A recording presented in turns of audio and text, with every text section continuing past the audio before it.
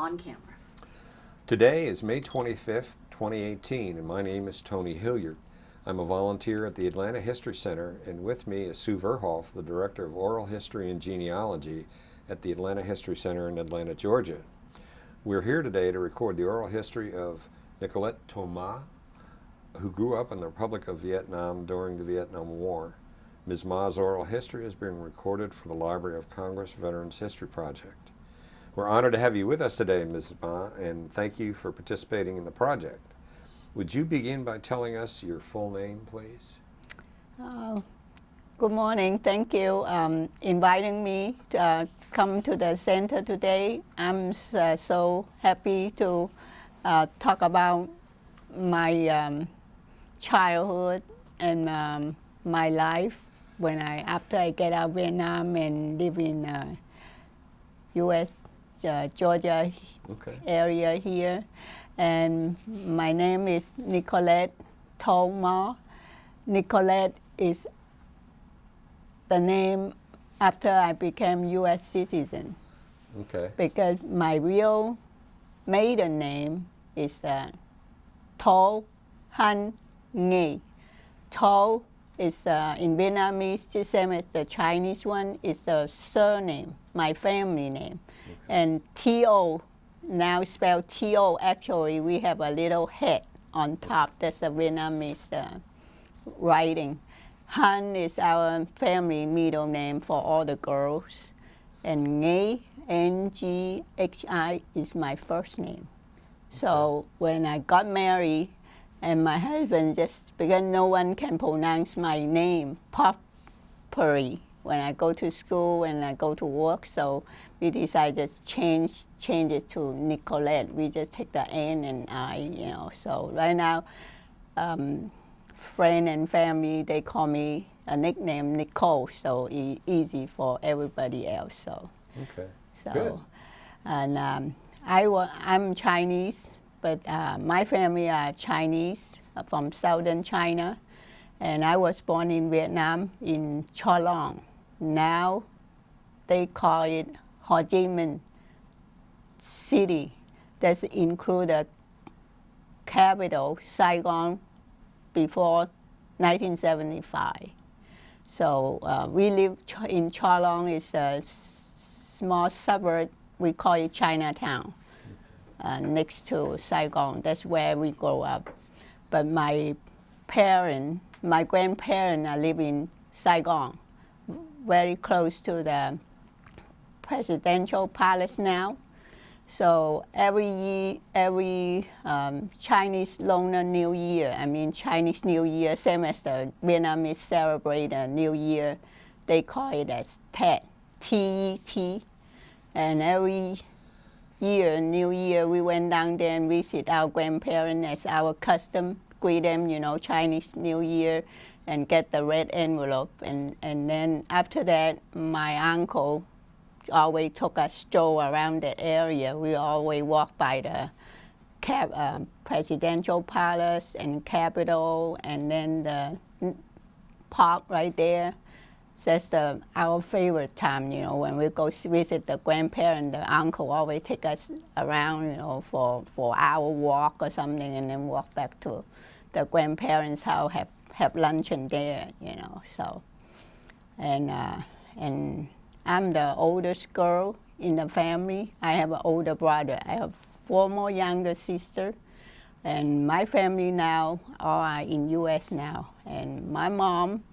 And my brother and 2 more sisters live in California. And I'm the only one in Georgia, Atlanta. And I also have another one, 2 years younger than me, live in Wichita, Kansas. That's where we first came to U.S. as a refugee. So she stayed there and have family there, but all of us, after graduate and get jobs, all spread out all over U.S. So, and I still have a younger sister, live in Huntsville, Alabama. She's the closest to me, and before our kids all grown up, we always join together for holiday. like Memorial Day, Labor Day, and Christmas. But now everybody have grown-up kids, all go to college and working. It's hard to get together again. So, yeah, it has been a long time. It's almost 40-some years for me. And in 1998, my family, my husband and my 3 children, and my mom and one of my sisters in California and her sister-in-law, we make the first trip back in Vietnam in 1998, December.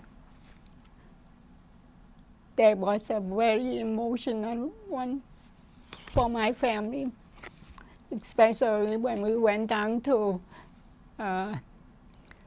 South Vietnam. When we traveled back, because the tour included the Mekong Delta boat ride, that was very emotional for all of us. I mean, my mom, my sister, and me. And then to the presidential palace in Saigon, when we walk in there, we look at all those things. It just brought back all the memory, the time we lived through the war. So that's why when I came to U.S., the first 6 months, I just hardly can look at the TV anytime they talk about the war. I just don't want to look at it. And any gunshot, and I just don't want to hear it. So even now, I just don't like to look at the war picture, when anytime gunshot. Well, when the James Bond movie, that's different. But when they talk about the war and all those violent, like some of them right now, the conflict in Middle East and all those things, and tank, all those things, I just kind of glance on it. I have to turn my head away because anything is really, just not comfortable at all, So like killing people, those things, I just don't want to look at it. So, and that's why I never talk about those things, about the wartime, how I get out, anything. I just don't want to tell anybody until my older girl go to elementary school. Yeah, I think 5th grade or 6th grade. One day she came back, said, "Mom, I think it's a literature, some kind of class." And then she said, "Mom, the teacher said, invite any of us in the class have grandparents or parents live through the wartime, and they want to be a speaker of the day, mention something about if you have lived through a wartime or something."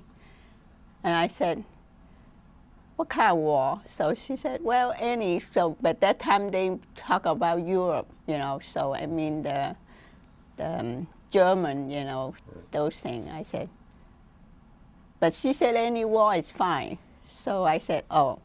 So I did not say yes. I thought about it. She just said, "You can say anything." My girl keeps saying that. So I told me a day or two and kind of pass it, So, and then later she kind of want me to go because she want to show. And then that day, that was my very first time I told beside the family in front of the class how I get out. She was the girl, my Ariane, the older one, sitting in the car stand, can kind of stare at me, can look at me, Yeah, because a lot of things up to, like since I got the word that have to interview, I still don't want to look at my journal because every time I open the journal, things go back with me. So I just hesitate to go. I know the book is there. I just don't want to touch it, So anyway, so I find it. And then when we left Vietnam, and my parents just say, "You guys get out. You guys need to have a skill to survive. Otherwise, how can you survive, because when I left, I was only 19, about 19, just graduated from high school. My brother is about not quite 20 yet. So they keep saying, you two older one got to have a skill. Otherwise, you cannot make a living because the parent not with you. So the younger one, they are not pressing, but me and one more younger sister. So the only thing, because my grandparent, my dad's dad is a tailor, and my mom's mom is a seamstress. They are not really professional, but at that time, as long as you make a blouse, I said it's good enough. So when I was younger, I always watching my grandparents make clothes. So I'm very interested in sewing. So my mom said, okay, you just go to learn how to sew, to be a seamstress.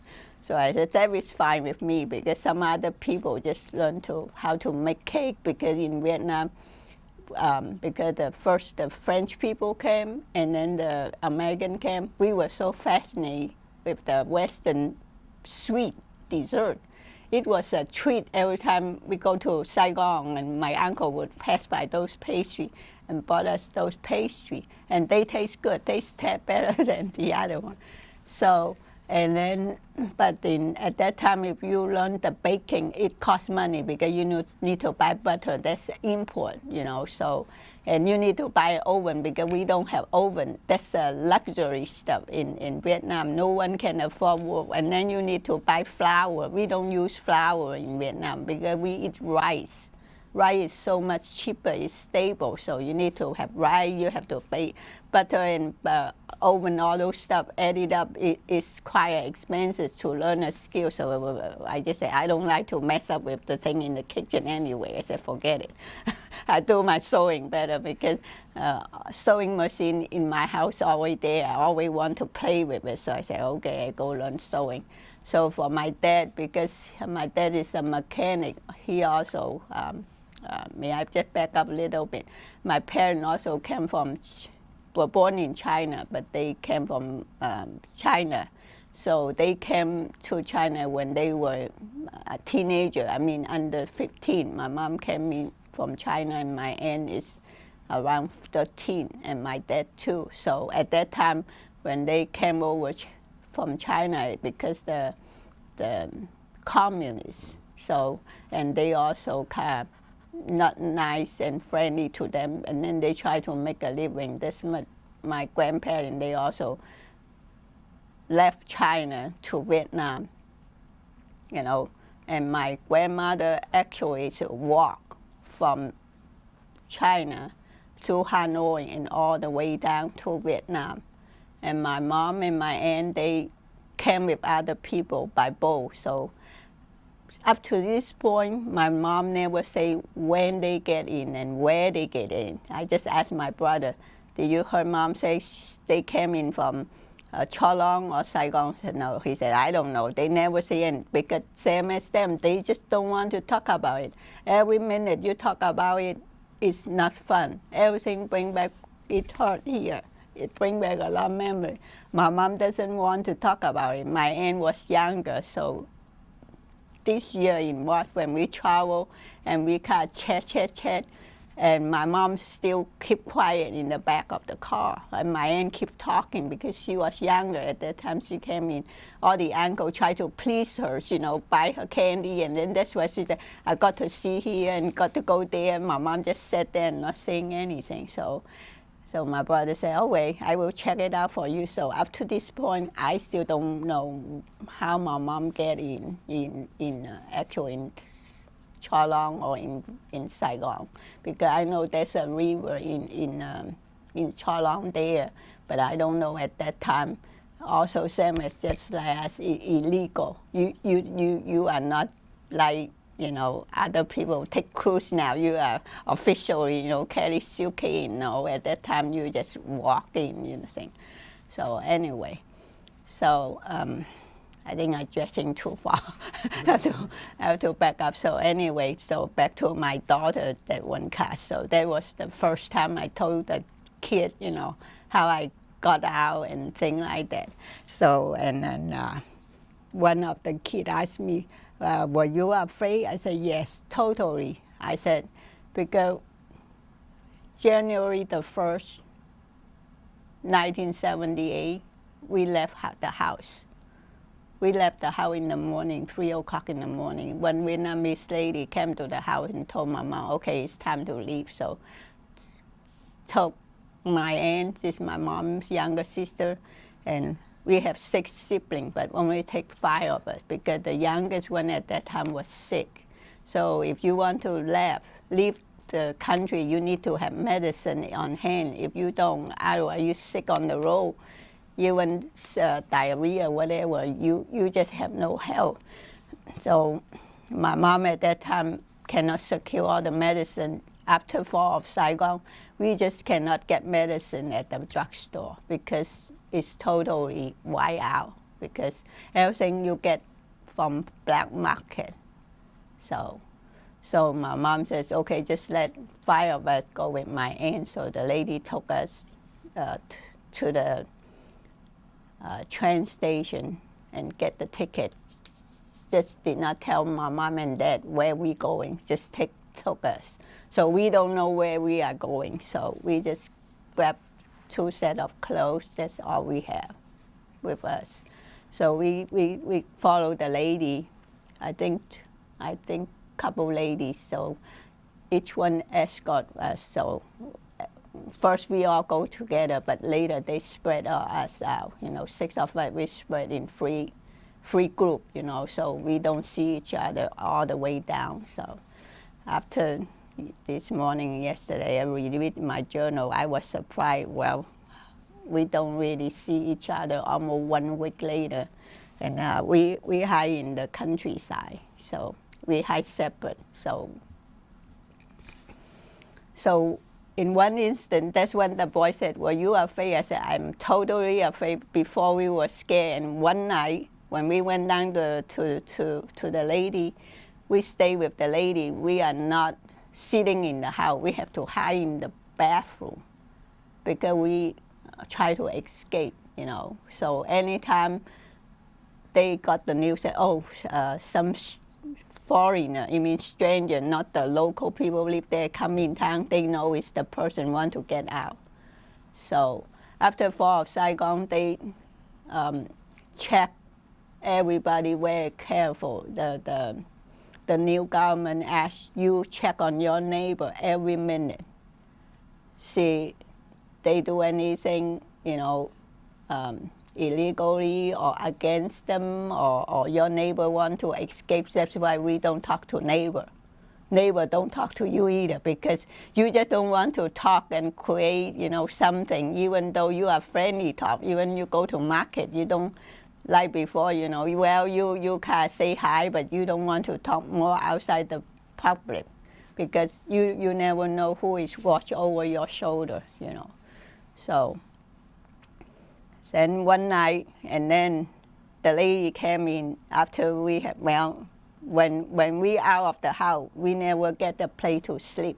We just sleep at the bus station, and they just took us one place to the next. We never know where we get there. So anyway, 1 week we get to countryside, high in the house, So the lady said, don't go out. No, you don't, no music, nothing. You just stay there, hide in the bathroom until if we come get you, and then you get out. And time to eat, they will come knock on the door, and then you come out and eat, sit at the corner, not sit on the table. So they tell you what to do, and you do it. Otherwise, just, quiet there, no book, nothing. So one night, 7 o'clock, I think we and then again, in the countryside, they don't have a bathroom, take bath. Everybody take it outside the backyard. Wait until down, no one see it. You just go there and then take your bath, So they just put water over the head outside, that's it. That's the bath, So first time we just cannot take it because, we are not rich family or very poor family. We just get the necessity, you get your bed, you get your room, The first time we experience is out of expectation, So, and then one night we can get ready, go to bed for me, and 6 of us. They put us 2 in a group. So I have one of my younger sister. So and then we 2 go. We 2 go just not comfortable. You know, we always one take a bath. We guys sit in the back and watch anybody, you know, walk around or whatever. You know, but the local people know it's dark. Everybody do their business, so they don't. But sometimes, you know, always have some boy or somebody. So. And then the lady said, okay, tonight you 2 don't go to bed. You just follow me. Took 2 of us, go out to the field, the rice field.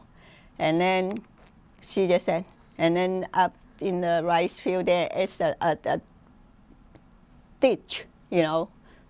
And then she said, okay, you 2 jump in there. And I said, my goodness, jump in there, what for? Because she said, they know we are hiding there. They are come to check the house. They bring in, so she said, go in, jump down there, and told I and my sister jump in there. I said, I was scared to death, but you have no choice, you know. Otherwise, they caught you, take you back in the prison. You just have to jump in. Then later, she put all the straw or whatever covered the ditch, garlic, you know, all the ant and all the bug, you know, down there. And later, just we get in there, and then I can hear the people bringing the dog, you know, car checking, you know, and not running to, but you can hear the voice, the noise, all the noise, you know, the dog bark around that area. Oh boy, I just cannot. I didn't take like a year or so probably 20 minutes or so later, the noise kind of died down, and then kept waiting for the lady come get us. Almost 2 hours later, I think almost. I mean, I just can't remember how long. Finally, she come, they kind of put out, and then we get out and go back home. That was the time. I mean, I just cannot describe, you know, the feeling of it. So I told her. Boy. I said, at that time, because in Vietnam, we don't have really religious. We just follow the tradition, you know. We always believe our ancestor always look over us like an angel. So we kind of worship some kind of small god, you know, from our culture. So the only thing I can do is playing them to watch us. Let us peacefully get over it. So that's the only thing, you know. The faith, I keep it, you know. So lucky we make it one after the other. So this morning I look back my notes. So we hide almost a week in the countryside. So almost 1 week later, one night, the lady came back and said, oh, all your brothers, sisters are here. So all in town now, but she still did not tell me where they are. So finally, almost midnight, so they took us out to the small boat. And then from one area, every time we have action, either 2 or 3 o'clock in the morning. That's the time nobody is fall asleep. Still dark in the countryside, you just cannot see anything. So that's how they move people from place to place. So finally, we all meet together from a small boat from the stream, the river to there, and then finally get in a bigger fishing boat. And then once we got there, she said, okay, all of you are here today. And they said, okay, tell all of us. Actually, we have almost 20-some people. He said, okay, the boy go down first. That's a fishing boat. They have a compartment underneath. So he said, okay, the boy go first. One after the other, you just can lie down side by side, you know. And then after they reached that end, and then said, okay, go down on the top of the boy. So we go down on top of the, and then he said, don't make any noise, no breathing now. Even though you are itching or not comfortable, you just lay down there, not making any noise. Just don't make noise, period. So as soon as we all go in and lay down, and then they cover the compartment, just like the regular boat. And then we just go from the big river out, and then not far, we can tell. So all the boys said, go. Oh, you know, always. And when they said, okay, everybody just please, no noise and be quiet, even though whatsoever. So, and then I think we don't travel that much. And then you can see kind of like a checkpoint or something. And then you can hear the soldier yelling, and also dog again walk on top the boat. You can see all the steps walk, almost you're afraid they are too heavy for them or something. And then the lady on top, we were scared because, again, everybody want to do that kind of thing. All are in young age, maybe in the under 20 something, because the older you get, you know, you have other problem, and then they also have small space, so they also limit the person. You said you want to do it. They also look at your size, see, make sure you can fit in there and take you, not taking like the people now are super size, you know. So anyway, the people walk on top of the boat. I just said we are holding our breath, say hopefully they could not find anything, because they know we also get out about 4 or 5 o'clock in the morning. They ask you, why you get out that early? The fish not here yet. You know, got to be something superstitious, because they know they check very closely. So finally, we get over with and get out. I think took them overnight or almost half a day or something from small boat and get out to the international water there.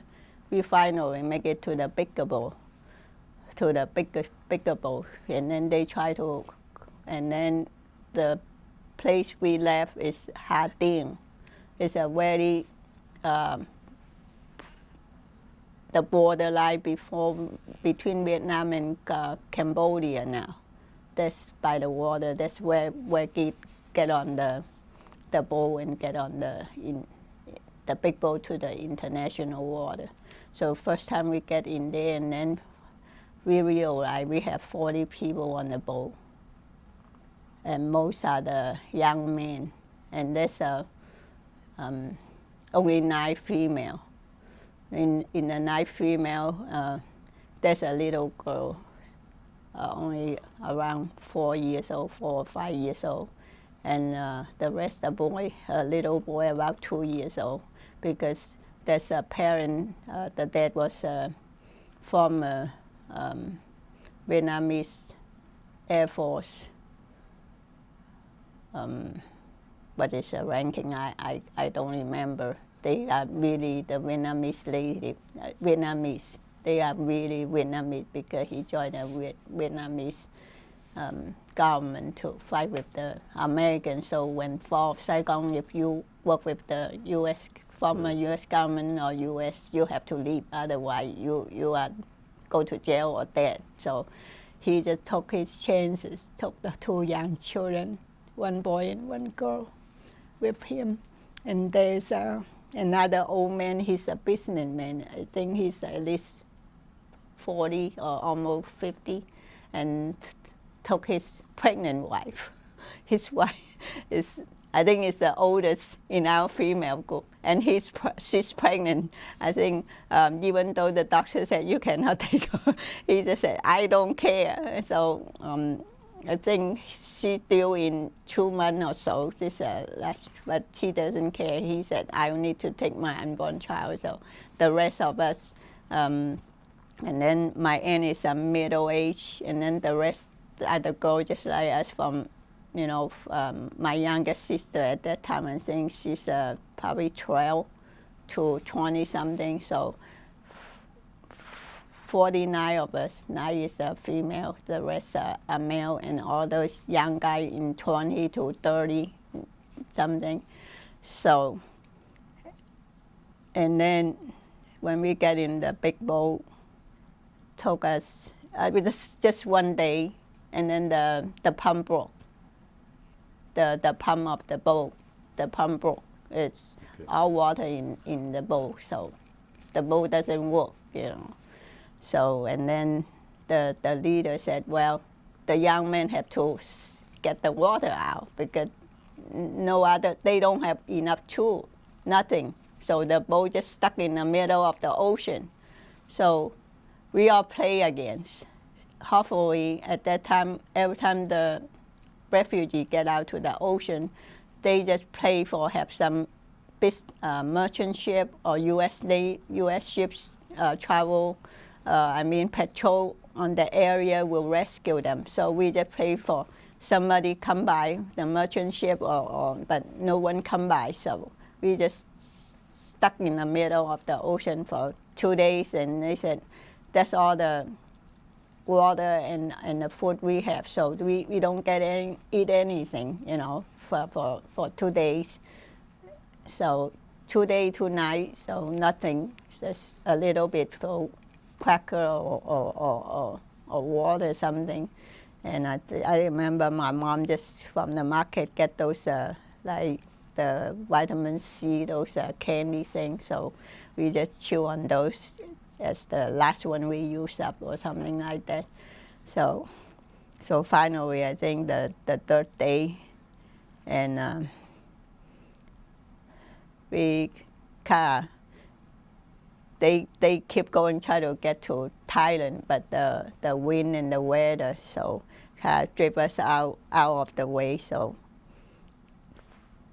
later, I think that they rainy and storm coming, so they ran across a Thai fishing boat.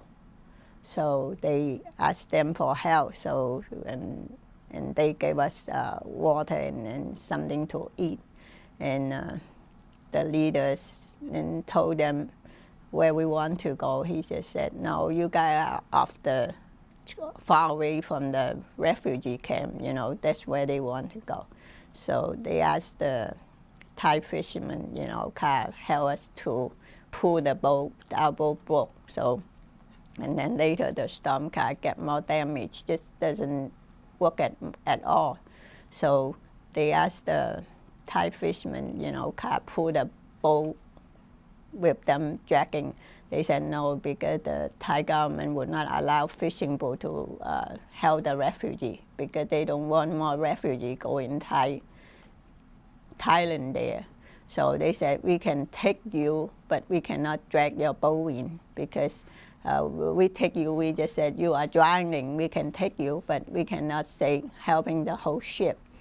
So, but the leader want to save the ship, because they want to get it fixed and then try to do the second business. But later they said they cannot salvage anymore, so they just have to let the ship go and then get us in their boat, and then they try to go to the direction to the refugee camp. But they said, we cannot take you directly to the refugee camp because that's against the law. So finally they said, we can drop you off before we get in there. So drop everybody off by one of the beach there. It's outside Bangkok there. And then they said, okay, that's the way I can drop you guys off. So, and so many days we did not eat anything. We just don't have any energy. We just first of all, I don't know how to swim, but those people can swim, still have no energy, swim, like those are older people, like that old man and then the old lady. Only those young men, they join the army. They're saying they just held the rest of us, drag us out of the water and then get on the beach. So we are laying there like dead, because you have 3-4 days no food to eat. So everybody fainted and then fall asleep. So we got in is early in the morning, 1 or 2 or so. So by 5 o'clock, nearby there's a petroleum refinery. So people came to work. So the whole beach is all 50 people dying there. So they call the police, report to the police, but those Thai people don't speak English. And they don't speak Vietnamese either, so they call the police. Finally, they find one person, but our leader speak a little Cambodian or Thai language, so telling them we are the refugees something, but they could not believe it. They just said, because at that time the Thai government also have the Thai in Cambodia, they also have some communist people come doing some activity there, so they don't know who we are, so they don't take us. So finally the police came. So look at all of us, and first of all, we don't have any ID and document, because you don't want to carry any document, because if you get caught, and then they know exactly who you are and where you live, so no one carry document at all, except the Navy guy, because he has the tag. Because he know once he get out, he can have ID, he can get help, so no one carry it. So he's the only one get the paper, get his all the bracelet or whatsoever he had.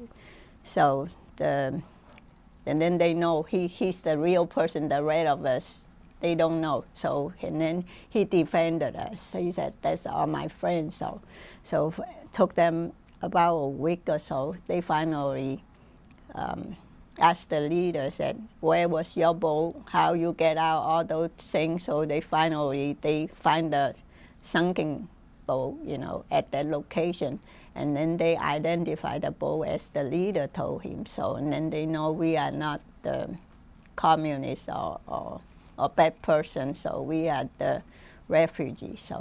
So they took us to detention center or something like that. So it's high up in the mountain, and you can isolate it.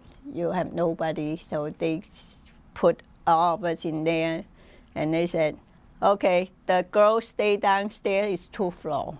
They said, "The girls stay downstairs, the boys stay upstairs." So the boy said, "No, the boys stay downstairs, the girls stay upstairs." They know the trick, So and then they argue with the police.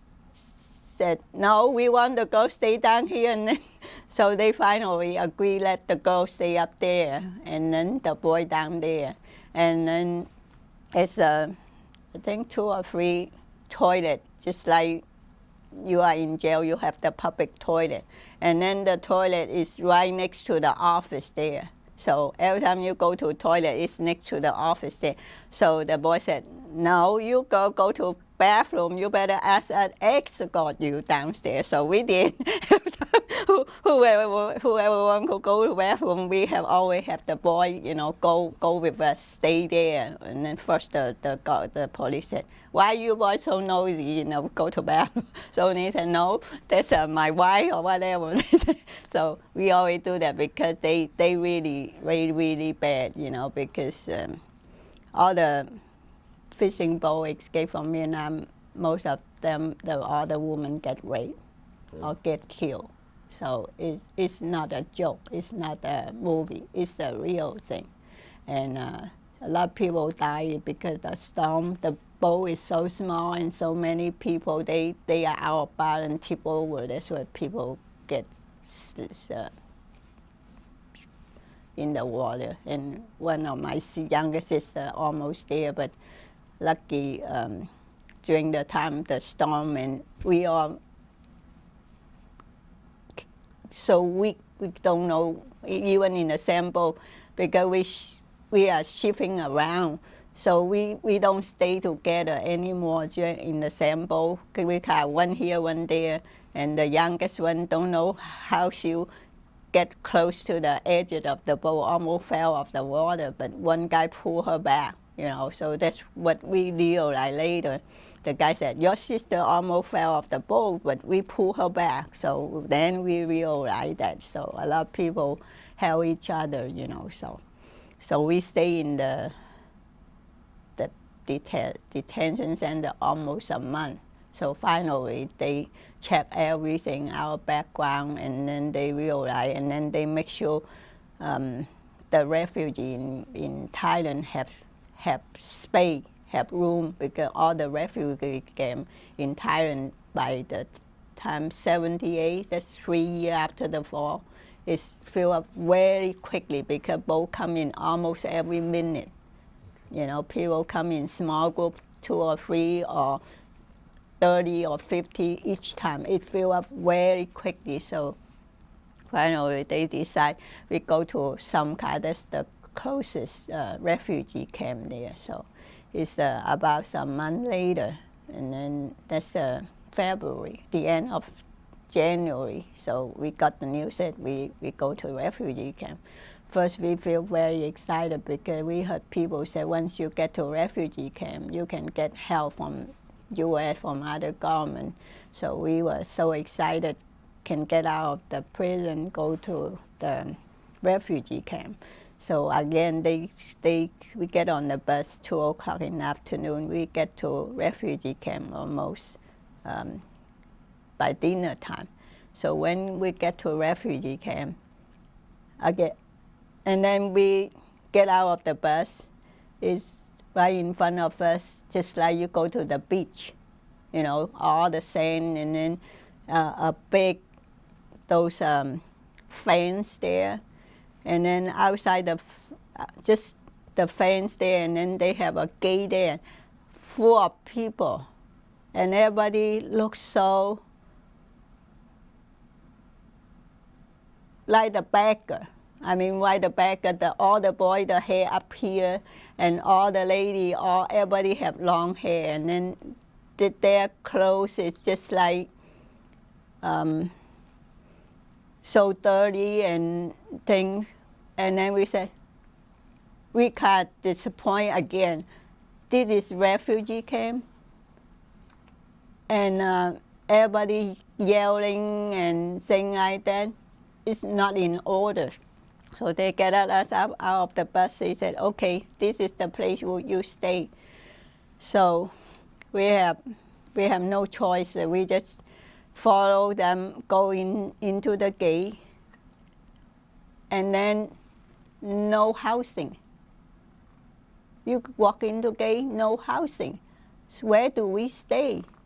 And then they said, okay, you after the gate, that area, and then there is some kind of tent, just like you watch TV now in the Middle East, you know, like Syria, all those camps.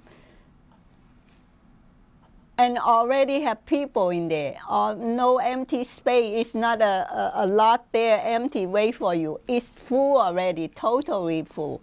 And things is all a mess, you know. So we have 40, and then another group coming. So where do we stay?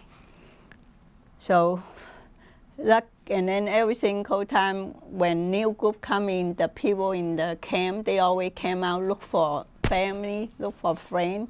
So lucky, one of my youngest sisters, her elementary friend, the family in there. So the boy recognized her. So keep yelling, and then they came out and say hi to us, and we don't know except my sister. And then they introduced that, oh, lucky they got the name list. They are leaving soon in 2-3 days. So they said the camp already no more space, no more space. Even the tent is no more space. You have to ask somebody to share, or you just stay in some empty there, you know, by the whatever empty space. You just sit there and go through the day by day until somebody have name can go, and then they have space and let you, not let you have to buy it. You have to buy your space. It's not first thing they came in, they get it free. Later, it getting cost more. You have to buy it because no more space. So the friends' family said, since we are friends, so they just said, but everybody go, when they leave the refugees go out, they also need clothes because we have no clothes. So they said we need some money to buy some clothes to go. So we just want you to pay some money to us for your space. So we agree. I think it's 1,000 Thai money or whatever to get the space. But they said we don't leave until 3 days later. So they try to help us to share the space with their friends. So 6 of us also sleep one night here, sleep one night here, and then try to get by for 3 days. Finally, we get our own space. And our own space is not a big space either, just like a small space. We stay in the fishing boat. You know, every night everybody line up strictly. No rotating. That's the space you have. That's the space you lay down. And then the cooking is outside that piece of board. That's the walkway. They pile up the pot to do the cooking. That's what the kitchen is. You know, two stove. You know, the old-fashioned one. You put the charcoal. That's what. Again, for me, I'm not crazy about the grilling here like U.S. Every time I look at it, I said just like we stay in the refugee camp. So, sorry, I am that kind of person up to this point. So, and my friend at that time, the U.S. government, of course, is leading for accepting the refugee. And they try to talk to Australia, you know, Germany, and Hong Kong, and all the other countries to take the refugee. So we get in refugee camp is in 78. At that time, U.S. government only take the refugee if they have sponsor or intermediate family in the U.S. You are the first choice. If you don't have anybody, it's the bottom of the list. And Australia at that time is taking the refugee unconditional in January 78. But they're only taking the single. What it means is you are not married, one single guy, single girl, and then that's their first choice. If you are in a family, what they mean is family, you have brother, sister, 2, 3 persons in a group, or you come with your parent or aunt, that's as a family. So for us, we have an aunt with us, 6 of us.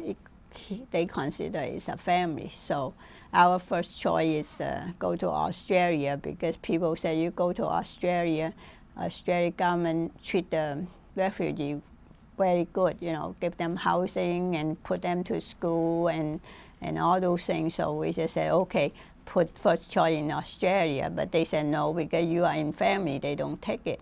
And then Holland also interviewed us, and they said no, we don't want to take family. So that's what some of our friends in the same boat, they were single guy. They live in 2 months. They was lucky, you know. They only stay for 2 months. They get the name list and then they leave. So we can't worry how long we have to stay in refugee camp, because we have no money, we have no clothes, and then thinking, good thing I know how to sew. So at that time, the U.S. have the Red Cross or some church non-profit. And almost every week or 2, they have the priest, you know, come in, bring the mail for exchange, because the refugee need to send letter back home. We have no mailbox. You cannot get out. You cannot buy stamp. The only thing you get the mail to your family or your friend is when the priest come. You send them the letter, and then they give them the letter, give them the money. They help you to mail it. It takes a month or 2 get over the other side, and then they bring back the mail. That's how we always look for the priest come or person come. When they come, they bring in the mail. They bring in the donation clothing from U.S., from others. So, and of course, those Thai police, the refugee camp is right in front of the police station.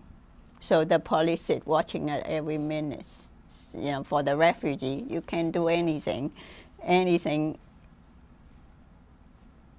they don't want you to do, they immediately know it. So, and they don't allow the refugee go out to the market buy things. You only get anything, they bring it to you, the record. And then they pick out all the good one. We got the leftover one. And then after the people volunteer in the office, they pick out the better one. How much we got? Nothing, really nothing. Those are worthless. So we always get those clothes 3 times as big as that. So the only thing we can do, took everything apart and then I remake it. So I have 3 more sisters with me, and then the one younger than me also learned a little bit sewing. So I trained them, have them rip it all out, my end rip it all out, and I'm doing the cutting. And in the refugee camp, thousand people, only 4 machine. 4 machine is a manual one. So you have to sign up what day you want to do it, and then that's the only space they have electricity. The whole camp we use candle, use the oil lamp. We have no electricity in the camp. So the only time I can do all by hand is daytime, or go to the sewing room. We call sewing room, do it. So I trained my younger sister to do the knitting. I also learned how to knit because you go to Europe, it's very cold weather like US. Everybody said you need to know how to knit sweater because they said they all big size, doesn't fit us anyway. So they said you need to make your own. That's what we knit sweater and things. So I trained one of my youngest sisters learn how to knit. And then the other one to do the sewing. And then one doesn't like any of those. She do the shopping. She like to talk and communicate. So she go out to the front, help the Thai lady to sell things. And then after the helping, we don't get paid. So the Thai lady will give us some food to exchange for the labor. So that's the life in refugee camp. Everybody got to work, use your skill or one of your whatever skill you have, language skill or whatever skill to exchange things. So because we cannot go out to the camp to buy things, there are 2 young Thai lady came in front of the camp and selling those necessities. They're like toothpaste or thing. But if you want anything special, if you can tell them what you need, they can go to the market, get it for you. Of course, you have to pay double the price, but still you can get things done. So the 2 ladies is friend with the police, so they let them set the booth. But the Vietnamese guy, they are so tricky. One want to buy things, and 10 people go at the same time, and they steal things, and then end up everybody left and not paying things, and then the lady felt like they get all the things stolen, not get paid. So my brother and one of the guys in our neighbor also came with the same boat. We share the same space, so then they know those Vietnamese guys steal things. One go buy things, 10 go together, said how much this, and so later they talked to the lady, said, oh, those guys steal us. So the Thai lady realized my friend knows the language, not the Thai, they have another Chinese dialogue, the Chiu Jiao Hua. So the lady said, okay, if you 2 boys help me out in the morning when I came to sell things, after the business, whatever you want, I can help you get it in half of the price or whatever. So they agree. So every morning from now. And Paul and my friend, now he live in Australia, Sydney. That's where we are so close because we went through the hard time. So two boys held them, and then one of the sister also tried to pick up the language, how to control those ladies. So three of them every morning help the two Thai lady do the business. So that's how we get a little bit more food, you know. And one of my sisters, she is the one gets sick all the time in the refugee camp. Well, she's not a very good health back home anyway, and she's sick the whole time. So we need that lady get medicine too, because everything is from the priest. So many people in the camp. How many pills you can get? You get nothing. Even every 2-3 days they give us some vegetable and the meat. The whole family, 6 of us, we get a piece of pork that big. That's for the meal. The rest of the time you have to get on your own. You all either go out to the beach back there to get fishing, or you try to get some wild vegetable around the beach. You know, they're there. That's why the time we stay in the detention center, just like the storybook Robinson live on the island. We have to make everything from scratch. We make chopstick from the branches. We have no piece of chopstick. And we get fire from try to get a can of canned food and start a fire. We do all those things. Now people have to go to join the Boy Scout, Girl Scout to learn those things. We did all those things during our childhood, you know. So for me, when I look at the lifestyle here now, I really have a lot of different thoughts. So when we first got married and have children, so every time my kid asked me this and that, I always just said, well, my mom was, at that time we don't get those luxuries. They always talked back to me, Mom, this is not Vietnam, you know, so sorry. At that time, for me, my first reaction is to that, you know, so that's why now they all grown up. So yeah, this is different now. It's 40 years later, and for me, I have to let it go. But that's okay. It's been about an hour. Huh? It's been about an hour. Oh, okay. Yeah. Look back 40 years from now, always, all of us, and my mom and my family, also thankful because of the war, so we can get out and come to U.S. If not, we don't know where we were today. And Can you tell us a little bit about your life here when you got here and how things worked out for you? sure. And when I get in U.S.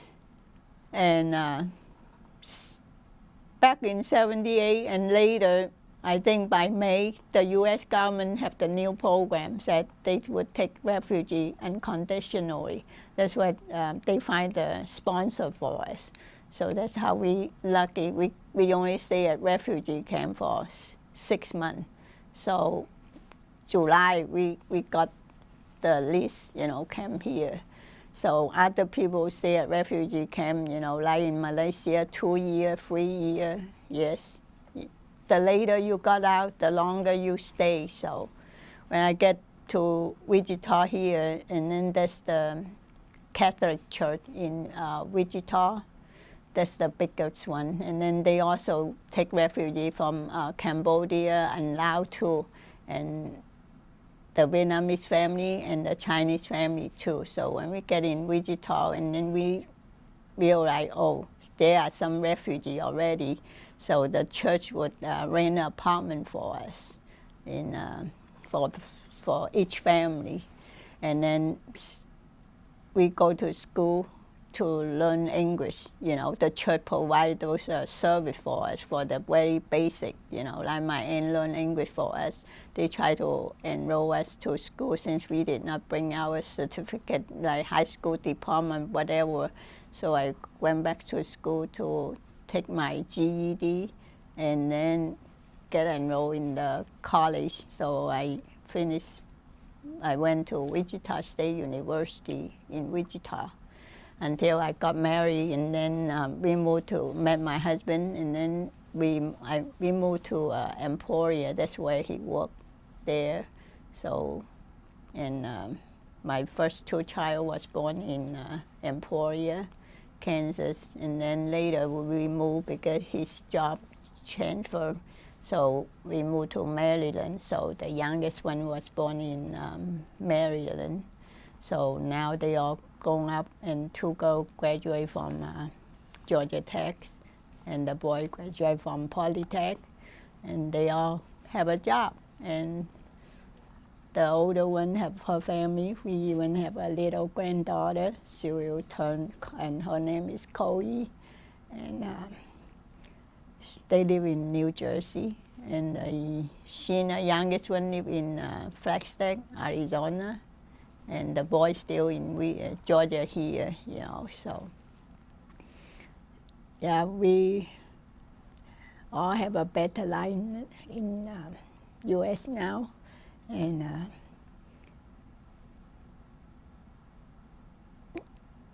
if not the war, and I don't know where we are today, so we are thankful for that. And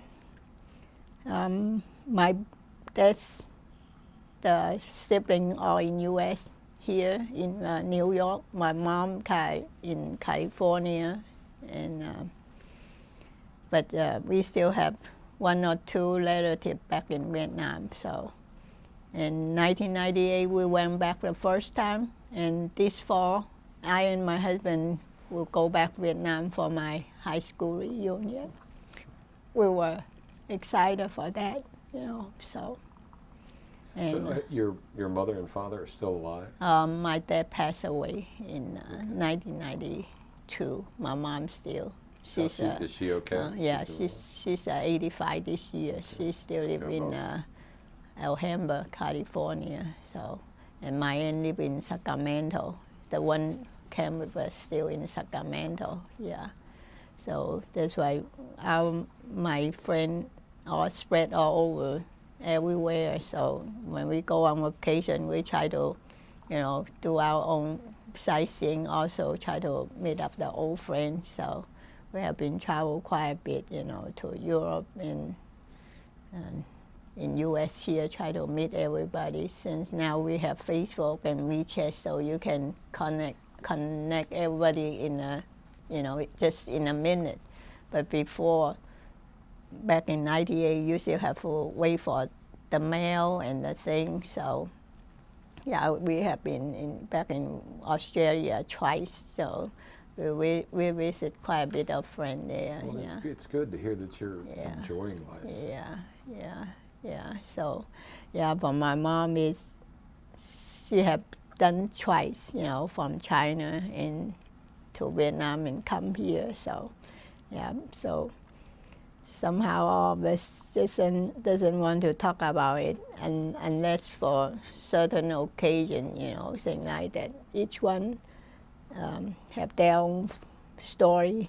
My mom and my dad, with my younger sister, they left later after we get safely back in Thailand, and then they make their second move because my mom secured enough medicine for my younger sister. So my mom and my dad and the grandparents, they left later. And did they all come the same way you did? No, because later no one go the same route twice, because you need one. They figured out that's the route they tracing back. So my mom and my dad, they also left. They did not tell us where did they left from Vietnam either, but they try to make it to Thailand again or whatever, but they did not. Their boat also too small, and 50 of them. So they met the storm too, so they get in trouble in South China Sea. So U.S. U.S. ship patrol in that area picked them up. So they were on board of U.S. ships, and then they sent to Hong Kong because at that time they close to Hong Kong. Hong Kong at that time is the only time pick up refugee. You know, back in 1978 for July is a big way to Hong Kong. Hong Kong government just have a hard time to control the refugee, you know, so. Were you able to communicate with your family still in Vietnam after you got to the States, or were you able to? Right now? No. No, at that time? Yeah. It take a while. Yeah, when we get to U.S., we can send them letter and get them. Let them know you Yeah, arrived. yeah, but when we get in refugee camp, we cannot mail letter to them. We have, and the first time I remember is when we get out Vietnam safely and get ready to go to the refugee camp, and my brother wrote back a note. The note, you cannot say the word you want to say. We all agree on some certain sentence. That's the phrase. If my mom and dad see that phrase, so that means we are safe. If you got the other phrase, they already tell you that it's not good. So I remember my brother wrote it on that piece of paper, give it to the guy, said, okay, take this, give it back to the Vietnamese lady, said, take this note back to my parents. So I think my parents know that we were safe, you know. So, I mean, every time I look at the war movie, I think so many things.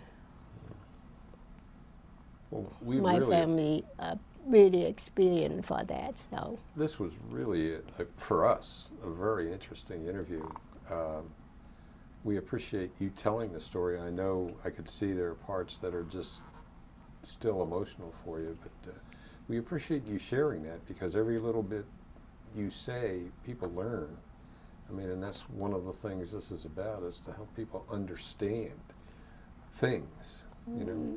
So again, thank you very much. We appreciate it. Can I ask a couple? Sure, more? yeah. This has been amazing. Thank you so much. You mentioned the similarities Okay on between time?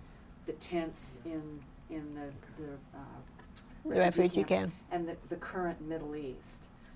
As an immigrant and a refugee yourself, what are your thoughts about our government's handling of some of these refugee issues? Well, the other day, one of my younger sisters just make a comment that we felt sorry for them, because right now everybody want to help you, but they are not quite sure, are you the good guy or the bad guy?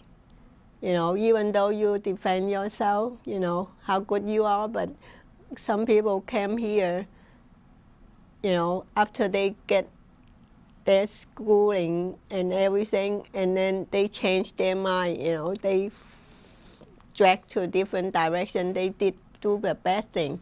That's one of my sisters said, well, lucky we, at that time, we were not that complicated. And we can get in refugee camp, we can get help right away. Now you can't have a lot of difficulty, you know, to get in, and then they get background check. Once you get here, some people just don't want you to come in, because the more of these people come in, you create a lot of social, you know, issue, you know, good and bad, you know. People just cannot take which side would be better, so it's very difficult. And I hope, you know, the government would weigh in the thing, you know, in different aspects, try to help. Really, there are some good people, but yeah, there are some bad people. You just, you know, so. Did you feel welcome when you first came to Kansas? How do I say? Not exactly. Not exactly. At that time when we came, people always say, oh, they are Vietnamese refugee. Even though in Wichita, the Chinese people came here long before us. I remember when I first go apply for a job, when I came in and I went to school, and I also have to work part-time job to support myself, even though the government gave us some monthly allowance. And when you go for job interview, they said, oh, Vietnamese refugee. Everybody say, oh, both people, thing like that.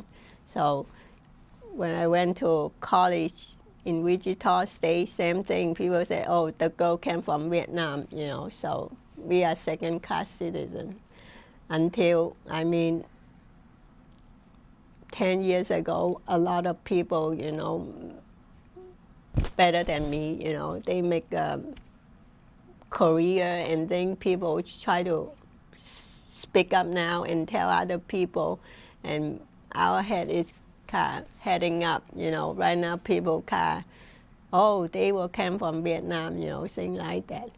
But when my kid went to Chinese school on the weekend, I try to get my kid, you know, learn Chinese, because my mom said, well, your kid in here, you know, at least know how to say something, you know. So I just decide, okay, send them to Chinese school in Doraville, you know, Shanby there. At that time, there's a Chinese community center, send them to Chinese school. I remember at that time, because my older girl they don't want to go because they don't speak Mandarin.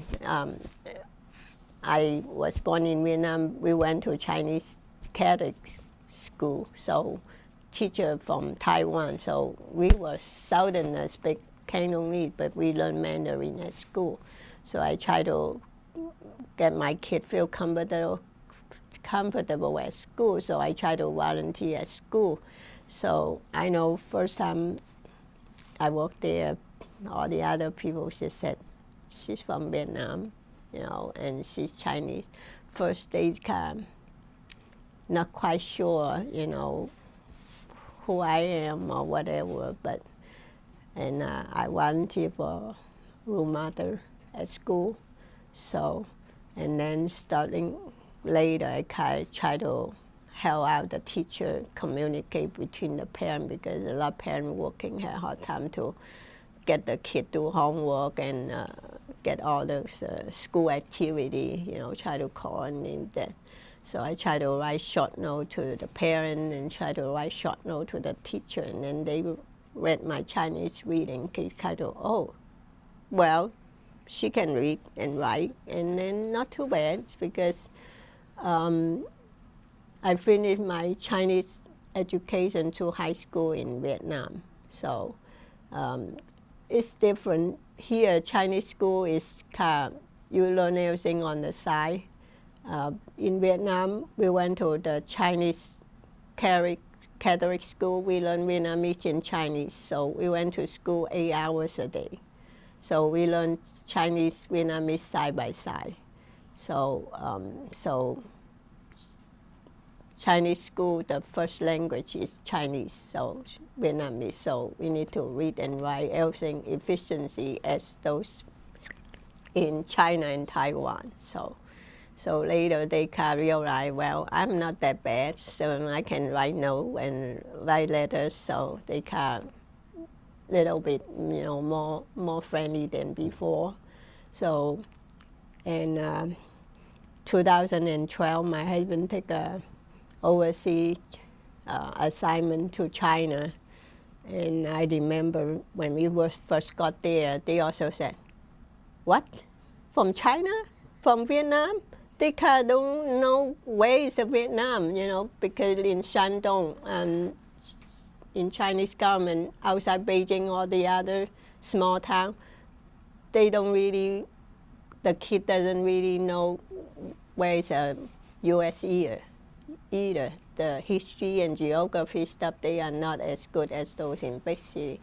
So it took them a while to know me, and then they kind of, oh, she's from Vietnam, but she can speak Chinese and write Chinese. You know, people can look at me different way. So, and I always proud of it because I and my brother and all my sister have it all the Chinese skills so good today. I gave credit to my grandmother because she's the one force behind the family, keep pushing my dad. Got to send the kid to the best Chinese school in Vietnam. So they got to learn Chinese.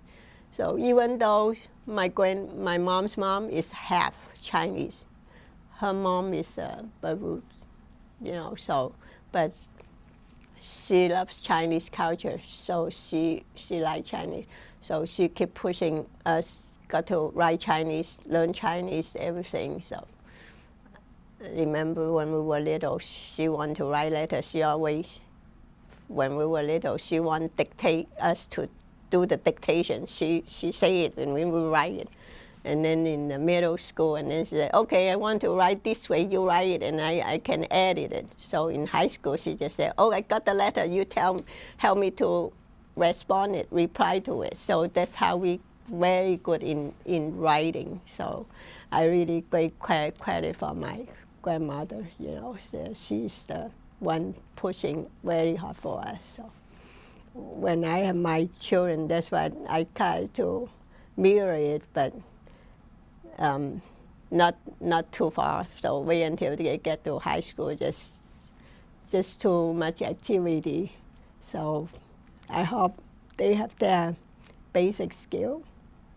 In the future, they can polish it when they need it. Just don't put them in the trash. So I hope they probably will do it, you know. So thank you again. So. Thank you. We really appreciate you coming in. It's been a great story. Mr. Ma, is there anything we haven't covered that you'd like to? No, I think, like I said, she, I guess, lived through Tet, so I don't know if she wanted to talk about that or not. That week that Tet occurred in '68. Tet, that 1968 Tet, that event is, right now they all mention it on the documentary and things like that. At that time,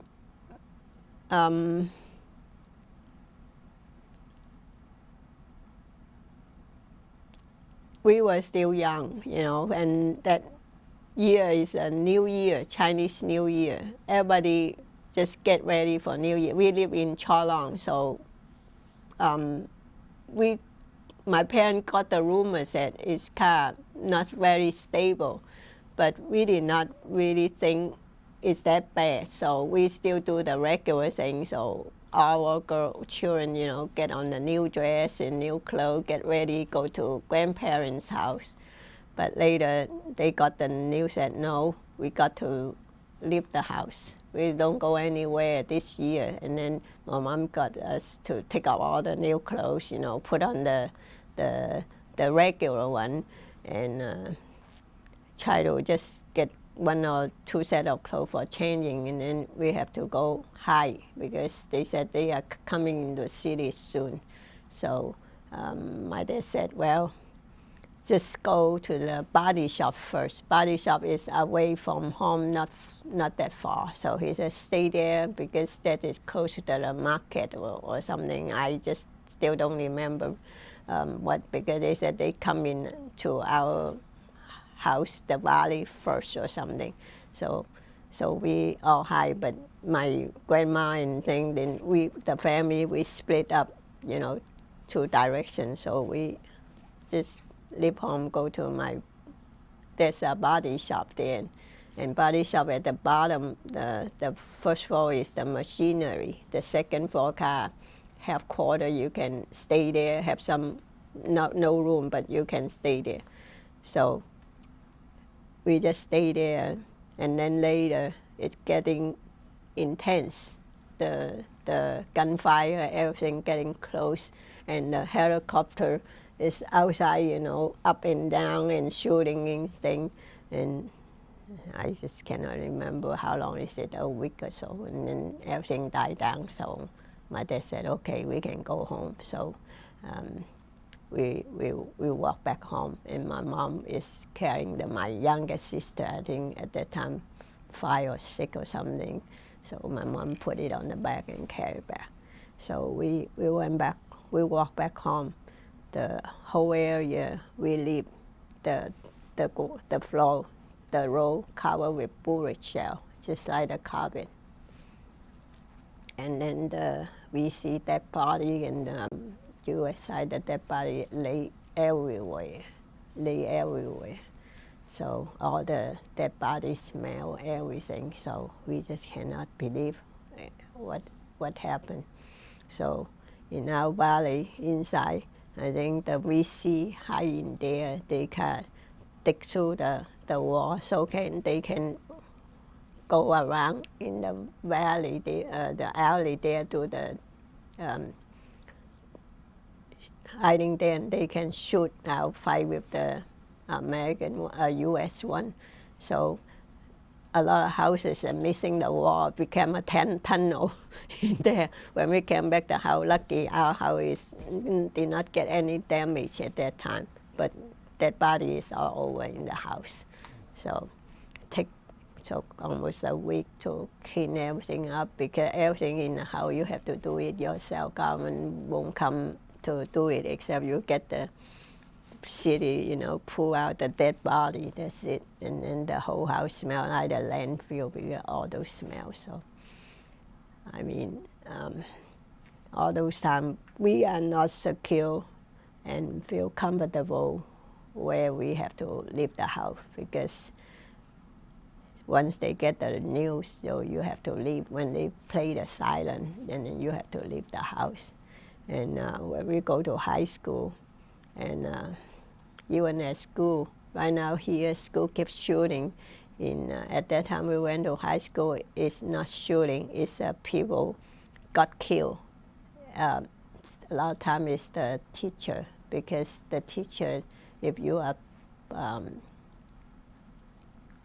participate in the political, you know, thing like distribute a flyer or help somebody distribute, even though you don't know, somebody say, oh, I give you $10, you distribute all this paper at school, you know.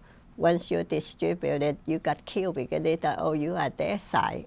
But really, some of the teachers are behind the scene. They are the person try to persuade the student, because when they at school, and they just say, oh, I like this opinion, something like that. For us at that time, as a teenager, we just thought, well, this teacher just like to talk those things. We don't really think.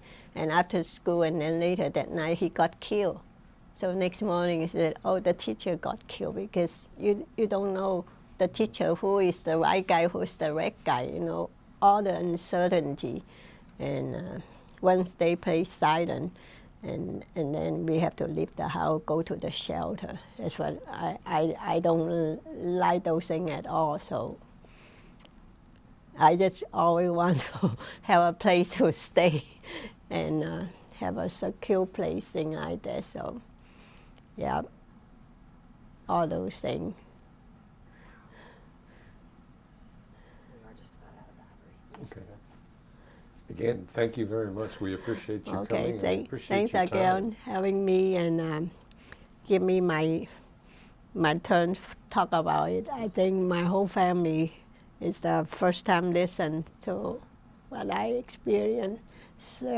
Even 6 of us live at the same time. I think my brother have different story than me, you know, even my sister. Everybody have totally different thing, you know, so. Well, we're so grateful that you shared yours. Thank you so much. Thank you.